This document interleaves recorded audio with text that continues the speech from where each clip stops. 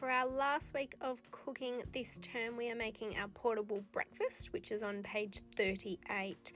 For today's recipe, you'll need 2 teaspoons of butter, 1 rush of bacon, 2 mushrooms, 2 eggs, 1 tablespoon of milk, a pinch of pepper, 2 teaspoons of corn, half a tomato, 2 spring onions, and 2 tortillas. We also need some baking paper and butcher's twine if you've got it. I couldn't find any twine, but I found some beautiful Christmas ribbon. So the first thing we need to do is prepare our bacon. Please make sure that you're using a separate knife and a separate chopping board for the meat element of this recipe. And we're just going to slice and then dice our bacon into small manageable parts. We're going to cook them on the stovetop once they are all prepared. Next we have to prepare our veggies. So I've got my 2 mushrooms. One has just been washed, and I'll show you now how to peel a mushroom if you're unsure about how to do that. So you just pop the stalk out and then peel it from the inside out, and it's as easy as that. Then you have to slice your spring onion, and you do that by chopping off the very root section and chopping off the very tip of the spring onion plant. And then we're going to very carefully, finely chop our spring onion. And it's really important to cut this fine because we don't want to be biting into large chunks of spring onion. So now I've chopped up all my spring onion. Next comes the tomato. So we have to slice and dice that. And it's really important when you are cutting tomato that you use a sharp knife, because we want a blade that is sharp enough that cuts through the skin easily, so you don't have to put too much pressure down. So you can see I've sliced it there.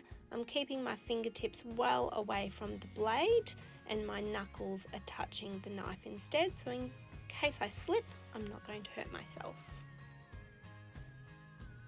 And lastly, you are going to slice up your mushroom. If you want, you can finely dice it or roughly chop it. It's actually up to you at this step. So once we've prepared all our ingredients, it is up to the cooking stage. So you need to melt your butter and then add your bacon into your fry pan. Be really careful with the fry pan. We don't want it too hot because it'll burn our bacon, but we're looking for nice golden color and also that beautiful cooked bacon smell. So give that a stir until you see a change in color and that beautiful fragrant bacon flavor coming out of the pan. And once you notice that, you can add your mushrooms.